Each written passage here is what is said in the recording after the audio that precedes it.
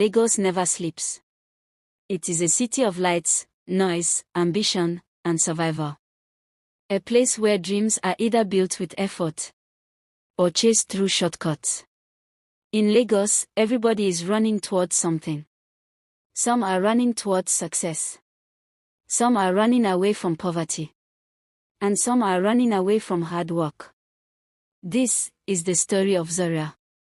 Zaria was 24 years old, living in Lagos, Nigeria. She was beautiful, confident, outspoken, and very aware of her looks. People often told her, "You are too fine to suffer." And slowly, Zaria began to believe it. She had only a WAC certificate, and whenever work was mentioned, she would laugh and say, "I didn't come to this life to suffer." To Zaria, working long hours, waking up early, learning skills, or starting small felt like punishment. She wanted comfort. Soft life. Easy money. And in her mind, men were the fastest way to get it. But Zaria was not lazy because she couldn't work. She was lazy because she felt entitled. She believed life owed her something. Opportunities came, but she ignored them. A neighbor offered to teach her tailoring. She said no. A small restaurant nearby needed help. She said the pay was too small. A friend invited her to learn online skills. She laughed and said, "Why should I stress when my beauty can open doors?" That mindset slowly closed doors she didn't even realize existed. Her closest friend, Amora, was 27 years old. Amora had just graduated as a biotechnology student. Unlike Zaria, Amora believed in preparation. While still studying, she started a small business. Sometimes she sold well. Sometimes she didn't. She failed many times. But she kept going. While others were sleeping, Amora was learning. While others were partying, she was planning. After graduation, Amora had two sources of income: her profession and her business. She paid her own bills. She supported her family. She helped her younger siblings. And most importantly, she slept peacefully at night. Zaria and Amora grew up together. But life slowly pushed them in different directions. Zaria chose favors over effort. She began listening to voices that promised shortcuts. They spoke about charms, fetish items. Things they claimed could make men emotionally attached and generous. They said, "Why work when you can attract? Why struggle when you can control?" Zaria didn't ask questions. She didn't think of consequences. She only wanted results. Soon, men began showing up. One bought her a phone. Another sent her money. Another paid her rent. From the outside, her life looked soft. But nothing was truly free. Every favor came with expectations. Every gift came with control. One man wanted to know where she was at all times. Another demanded exclusivity. Another reminded her constantly, "Remember who is paying your bills."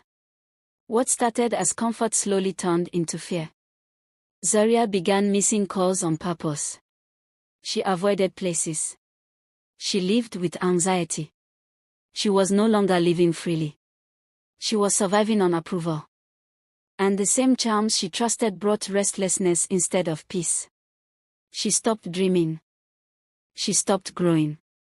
She stopped believing in herself. Her life was slowly shrinking.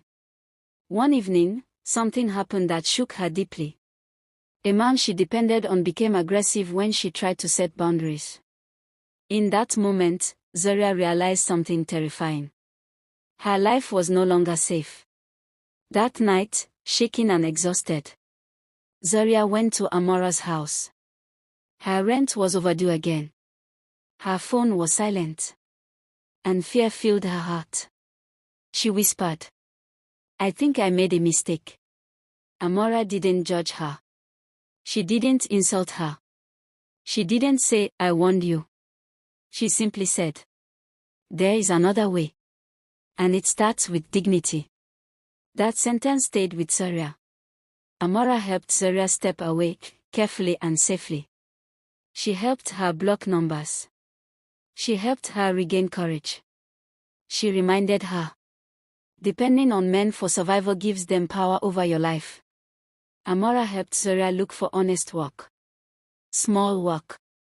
Humble work. At first, it was hard. Waking up early. Standing for long hours. Earning small money. Zaria wanted to quit many times. But something unexpected happened. For the first time, she slept without fear. For the first time, she spent money she earned herself. For the first time, she felt proud. Slowly, Zaria began to change. She started learning skills she once ignored. She began saving small money. She began respecting herself.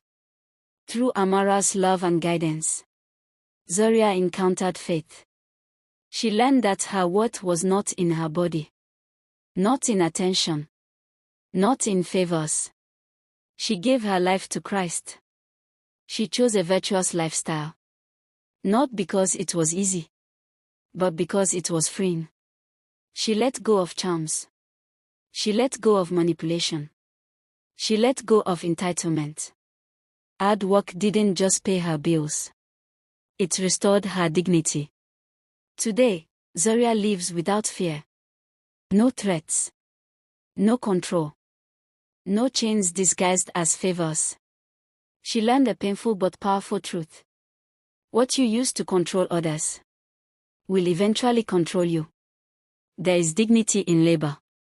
Entitlement is dangerous. Dependence creates vulnerability. Shortcuts have hidden costs. And true freedom comes from self-sufficiency.